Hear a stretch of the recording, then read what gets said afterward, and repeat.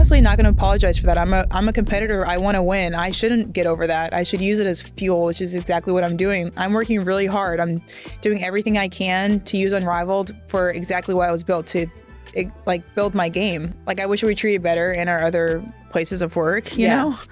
But also I was like, wow, this is embarrassing for the WNBA.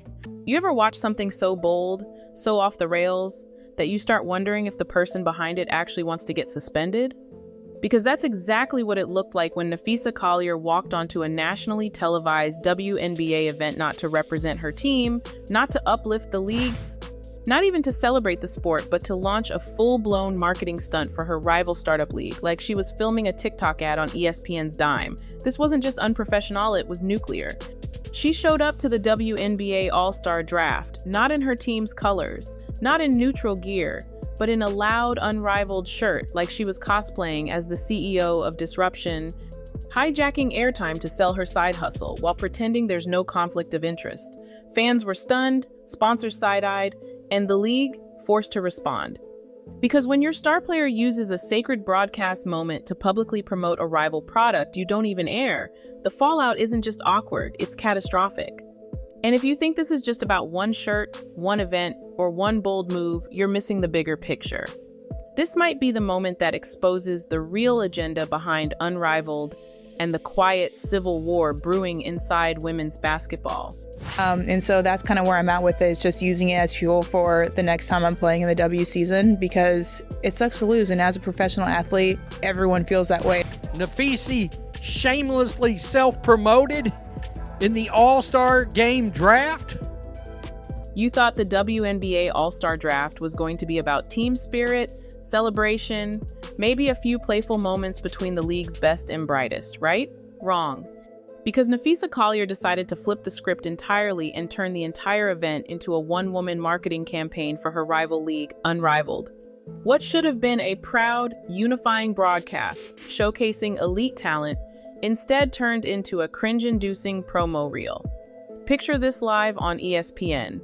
Millions watching, cameras rolling, and there she is, not repping her team, not even acknowledging her WNBA roots, but instead strolling onto the stage like she's about to launch an influencer line, proudly flaunting an Unrivaled shirt like it's the Met Gala.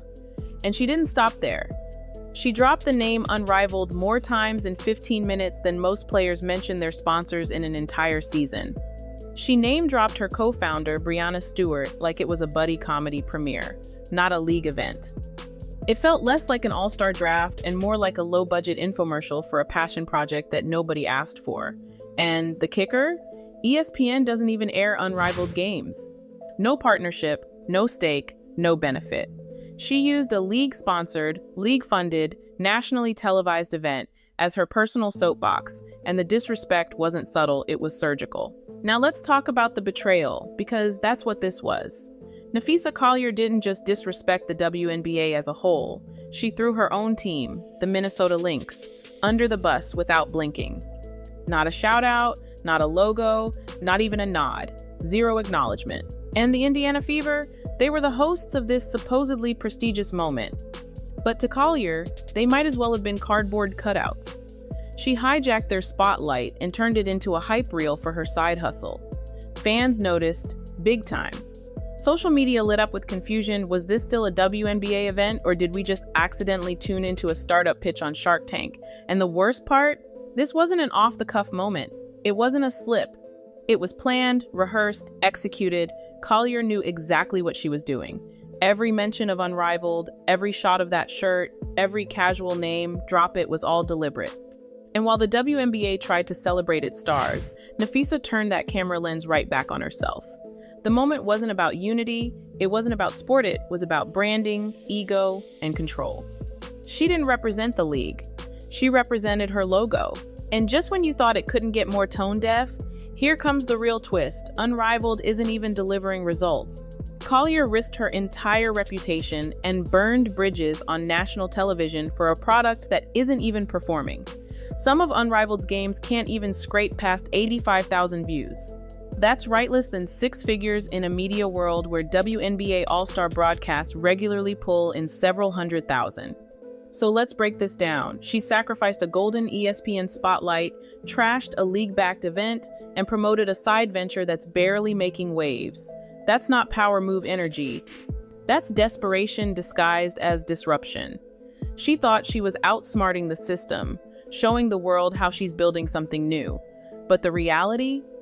She torched a valuable opportunity just to funnel attention toward a struggling league that doesn't even air on the network she was using. That's like sneaking into someone else's wedding and handing out flyers for your own party across the street. It's not innovative, it's disrespectful. And worse, it makes everyone question her priorities. Is she a WNBA leader or just a brand owner playing pretend? But it gets even messier when you zoom out and realize the timing of all this chaos couldn't have been worse. While the WNBA is out here fighting tooth and nail to expand the season to 50 games, pushing for bigger rosters, negotiating for better media deals and actual money on the table, Napheesa Collier is front and center using a nationally televised moment to make the league look unstable, divided, and unprofessional. She's not just creating noises, she's becoming the reason why owners and sponsors hesitate to invest. Think about it. Brands want consistency, unity, professionalism. Instead, they're watching a top player treat an official WNBA broadcast like a runway for her rival brand. And here's the part that really makes you stop and blink. She's not just a player anymore. Collier's also on the CBA negotiation team. Yes, the same group tasked with locking down deals for every single WNBA player is being led by someone who's literally wearing the logo of a competing league in the middle of those negotiations. That's not a minor conflict of interest. That's a 5-alarm fire with sirens blazing. You're wearing an Unrivaled shirt during the WNBA draft and pretending you can still negotiate fair terms with league owners. That's not leadership. That's sabotage in a hoodie. And if you think the conflict of interest ends there, buckle up, because the deeper you dig, the worse it gets. While Napheesa Collier and Breanna Stewart sit at the negotiating table pretending to fight for WNBA players, they're also the co-founders of the very league that benefits most if the WNBA crashes and burns. Let that sink in. If these CBA talks fall apart, if a lockout happens, if players start looking for alternatives, guess who's waiting with open arms? Unrivaled, the same startup they conveniently own. This isn't just a coincidence, it's a playbook. Stir the pot, drag the league through controversy, create division, and when things break down, offer your league as the solution. It's like having a fox in charge of building the henhouse's new security system. They're not negotiating in good faith, they're playing chess with people's careers. And while they scream about player empowerment and equality, what they're really doing is shifting the spotlight and the money back to themselves. This isn't about better conditions. It's about building their empire while the WNBA bleeds out in public. And the backlash? Instant, unrelenting, brutal. Social media didn't just notice Napheesa's stunt, they torched it. Screenshots of her Unrivaled shirt spread across X like wildfire. Commentators didn't hold back. They called it sabotage, plain and simple. Some joked she looked like she was about to drop a promo code during halftime or start slinging merch from the sidelines. Others went further, calling her entitled, tone deaf, and straight up business illiterate. One viral post said it best, it's like burning your job offer while you're still sitting in the interview. Because this wasn't just a bad look for Collier, it was a PR disaster for the entire WNBA. Veteran players, media figures, even fans who usually keep quiet were all saying the same thing. This is the exact kind of chaos that makes it impossible to trust anything coming from the league's leadership right now. You can't have someone openly promoting a rival league for 30 minutes on ESPN and still pretend there's no conflict of interest when she's helping write the next player contract.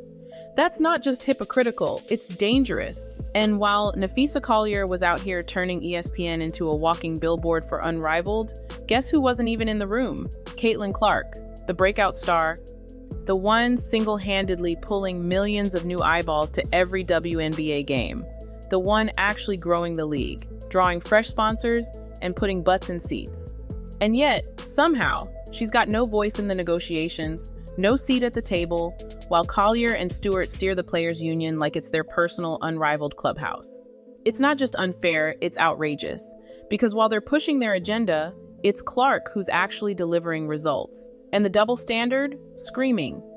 When Collier hijacks a league broadcast, they call it empowerment. But if Caitlin Clark pulled the same move, you know they'd call her entitled in a heartbeat. That's not a union, it's a clique. A closed circle protecting its own interests, while sidelining the very player who's redefining what's possible for women's basketball. If you're wondering why the WNBA keeps fumbling its own momentum, this right here is the answer. And the truth is, this whole mess didn't just expose Napheesa Collier's priorities, it exposed the entire power structure behind the scenes. Because this wasn't just one player going rogue, this was a calculated move backed by silence from people who should have spoken up. The WNBA let it happen. The broadcast didn't cut away. The league didn't immediately push back. And while fans were shouting from the rooftops, the ones in charge acted like nothing was wrong. That silence? That's complicity.